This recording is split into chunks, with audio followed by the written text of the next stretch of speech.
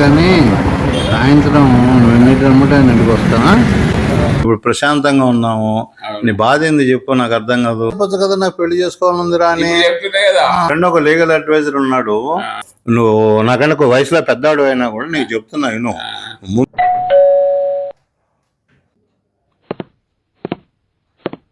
Internal గా ఆమె ఎలా సాంప్రదాయంగా ఉంటుందా, ఫ్రెండ్లీగా ఉంటుందా?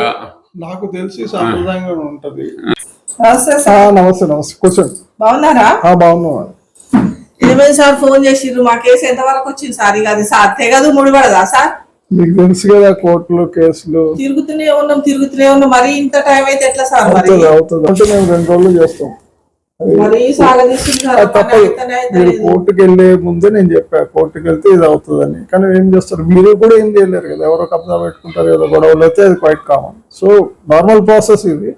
నేను ఎందుకు ఫోన్ చేశానంటే ఒక మంచి సంబంధం వచ్చింది. మనకు తెలుసున్న ఆయన ఏజ్ కూడా 65 years మీకు సెట్ అవుతుంది. వైఫ్ పోయింది ఆయనకి, ప్రొఫెసర్ ఆయన, రిటైర్డ్ ప్రొఫెసర్. సో మీకు ఏమైనా ఇంట్రెస్ట్ ఉంటే మనం ముందుకెళ్ళొచ్చు. మ్యారేజ్ అంటే ఆయన కంప్లీట్ డీటెయిల్స్ తెలుసుకోవాలి కదా సార్? కంప్లీట్ తెలుసుకోండి మీరు. ఫ్యామిలీలో ఆయనకు ఒక కొడుకు ఉన్నాడు. కొడుకు అబ్రాడ్ లో ఉంటాడు, సెటిల్డ్. అండ్ ఆయనకి పెన్షనర్. ఆయనకి ఓన్ ఫ్లాట్ ఒకటి ఉంది. సో సిటీలో ఫ్లాట్ ఉంది, పెన్షన్ వస్తుంది. సో ఆయన నన్ను అడిగేది, సో మీకు ఏమైనా ఇంట్రెస్ట్ ఉంది అంటే నేను మీకు ఫోన్ నెంబర్ ఇస్తాను. ఇంకెవరు లేరు, ఒకడే కొడుకు అక్కడే సెటిల్ రాడు. మళ్ళీ ఈయన వయసు 65 ఏళ్ళు. ఆయనకి ఇంట్రెస్ట్ ఉంది, చేసుకుంటా. సో మీకు ఏమైనా ఇంట్రెస్ట్ ఉంది అంటే ముందు మీరు కలవండి, మీకు ఏ రిక్వైర్మెంట్ చెప్పండి, నచ్చితే.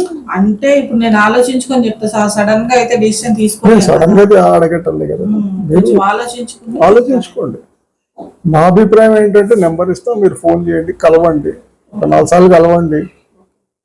ఒకళ్ళు మాట్లాడుకుని వేవ్లెన్స్ మ్యాచ్ అయ్యి ఎస్ మనం ఉండగలము అంటే మీరు ఆల్రెడీ 58, అతను 65, కొద్దిగా నియర్ బై ఈ గ్యాప్ ఉంటుంది కాబట్టి అండర్స్టాండింగ్ బాగుంది, ముందుకు వెళ్ళగలము అన్నప్పుడు మీరు టేక్ ఎ డెసిషన్.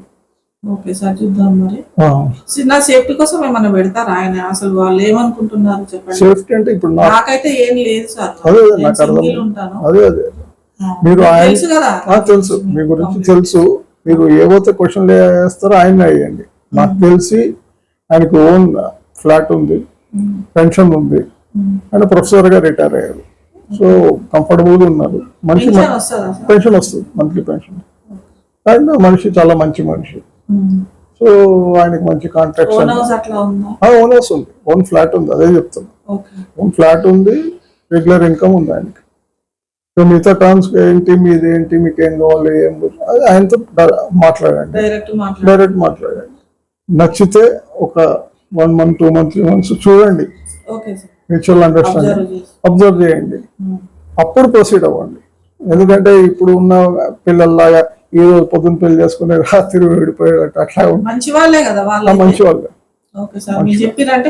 మంచి వాళ్ళు మనకి ఈ రోజు కాదు, 20 ఏళ్ళ నుండి పరిచయం.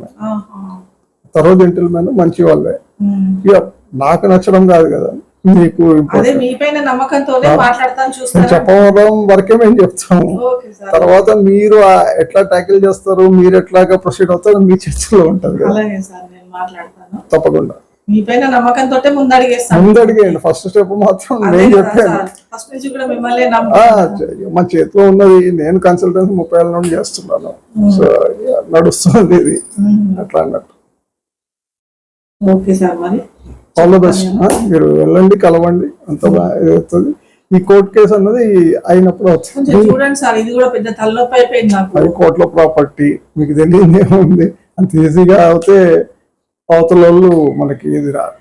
అవుదాం, కొంతకాలం చూద్దాం సార్. ఓకే సార్, మళ్ళీ కలుస్తాను నేను. నమస్తే.